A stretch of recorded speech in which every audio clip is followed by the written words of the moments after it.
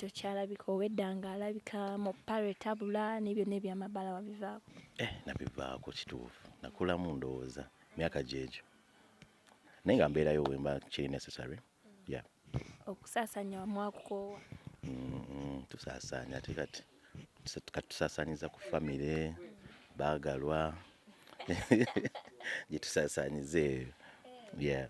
Baagalwa olina baagi? Abaagalwa babayinza okuba maama waze babaganda bo bonna baba baagalwa. Ki ekyakuleetera ova mu life eno eya kwerabisa eya media n'ogamba nti nokosoko pozinge oddeko mu bintu ebirala? Okay, ekintu ekyo kiri kiwanvumuko, but the rich time nengamba kati kanpe family yange time. It was a decision that I made between me and my girlfriend then. So let me just give my family time. Yeah. And other businesses time as well. You have a girlfriend? Of course. Ati ffe gwe tumanyi mulala kati simanyi. Ani gwe mumanyi? Bad Black. Yeah, oyo mukwano gwange baby mama. Ng'alina nno bbaawe tomumanyi bamuta Slim Daddy. Twagala akavidiyo nga muli mu happiness nga blood is thicker than water. Yeah, twali mu happiness because bambi mukwano gwange mukyalo oyo no matter what. So we twesanga, yeah, tusanyuka we share blood. That's why I said blood is thicker than water. We share blood with our daughter. Relationship ye date and Bad Black at the moment? Same being Nakamu. We talk often, but I still have my limits because no more respect relationship. So I have my limits with her, but we're good. Yeah, we talk in terms. Omwana yanzikiriza okuddamu mulaba. So yeah, we're good. Twagoma omwana bamukugyeko nga bagambye Davina bamukugyeko takyaliwo mutwe waayo buyambi. Simanyi ensonga nange naziwulira bamunzigyeko, but of course wabeerawo omuntu wanyiiga simunenya nakozesa statement mu busungu. I think agikozesa mu busungu because tetwali mu communication naye for a long time because she cut communication with me. So omuntu wasala communication or sometimes now obulwa ekyokukola tusosola kukera kumacha nengenda nenkonkona ewuwe eba trespass ayinza n'okunkwata. So wabanga block is a communication omuntu omuwa time mpaka era time yatuuka n'agijjawo blockage eyo. So we are good now. Yeah. Nengo omwana ye omulabako era n'omuwa obuyambi Davina? Ebyo dasijja byogera mu kamera naye nga kyona okumanya omwana mulaba era twogera era ngenda kubeera naye mu holiday kati basoma. So saga mutataganya kubanga elijja amanyidde okubeera. Abantu webagamba naye tebamanya tesi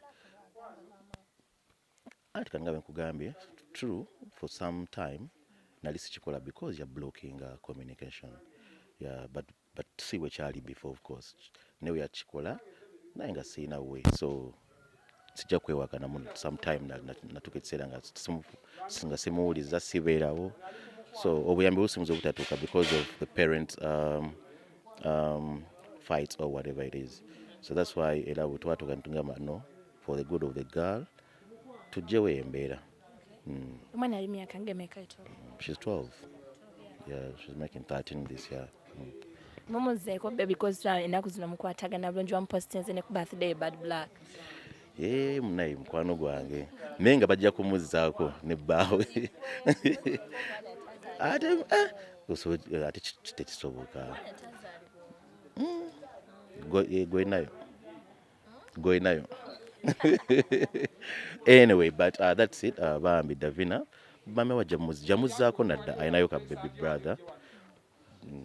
Kambasabira era bajja kufunayo omulala abiri ne baganda binange eno gyendi ayina baganda be. So it is what it is, but we're good now. Muzibu ki obulemesa relationship z'aba celebrities okuwangala naddala nga muli mu limelight? Is it the pride? What's the problem? But me and Bad Black, we didn't date for a long time. It was a fling, I think, that led to having a beautiful daughter. So we didn't date. Sija kukulimba. Yeah, it was a fling that time that happened between us. I think with that time Black yali so busy. Ate nange nali sinaba kubeera serious relationship. So life wetyo we yali nga she's busy n'afunamu ebizibu awo bamusibye, so there was no time for us to date. Ebigambo bino omukyala wavayo nakuvuma nakuvoola, do they affect you as a person? Because you have kids that are young kids, mukyala wange about your family. Yeah, ebintu ebyo affectinze nnyo, but nganze I take the blame, I take the guilt, I take the as a man, because naye aba ayina buli omu ayina engeri gy'andolingamu obusungu. Nze nsobola okunyiiga n'ekkubo lye, oli asobola okunyiiga n'ayomba n'akuvuma, so buli omu ayina engeri gy'andolingamu obusungu bwe, so I respect that. Buno naye muntu yanze oba yali munyiivu, and that's her character, you know. Naye nga nze ng'omuntu it affected me of course, but nagamba sijja kubeera ate nga ye obusungu nange mbeere n'obusungu ebigambo bisiŋŋanye oba no. I just decided to keep quiet. Yeah. So kati ebikiriddamu kubaawo, you're good? We good. But era ebintu byensinga tomanya niyinza okumunyiiza leero niyinza n'okukola eno interview n'anyiiga. I'm joking. Yeah, so but no, I don't think so. We're good times. Twatuse ku ntegeeragana. Omwana akuze, she's becoming a teenager very soon, so really nsobola n'okubeera nga njogera n'omwana ebintu binasobola kwogera naye luli. So I think now it's better. Now it won't happen again. Doesn't this affect your girlfriend? The good thing with her, we talked about it, and she knew about our thing with Black. So she always knew. Era webibeera wabagamba leero walabye kyeyagambye, yeah, we're friends, you know.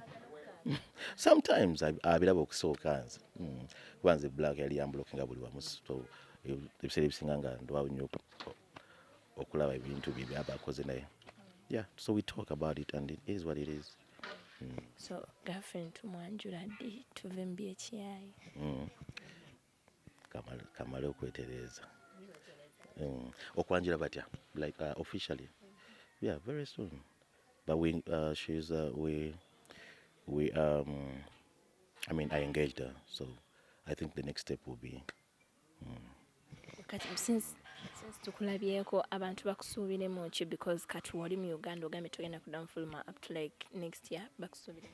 Yeah, so right now ngenda kuddamu my fashion my fashion business, but right now ndi nnyo mu creatives. Nina abantu benkola nabo bangi abenjawulo, kati nga Miss Africa tulina projects naye ezigenda okujja. We are planning to open up a fashion school that's gonna be helping the unprivileged girls. So yeah, so far kati project jengenda okubeerako for now. Ebirala bijja kubeerawo in the space. Yeah. Kuddamu tuwe ekiduuka? Eduka not now, but not now. I'm so busy for that.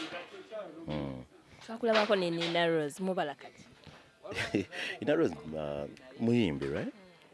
Kati wala abayimbi bencha stylinga, most especially those who know what I can do. So tubeera mu projects za styling. Bebaka kibawa abagizi bo ne bo wa muwala o Davina ne bo wa ex girlfriend o Bad Black. Choche? Obaka bo abagizi bo until you're back in the business ne bo wa Bad Black ne Davina.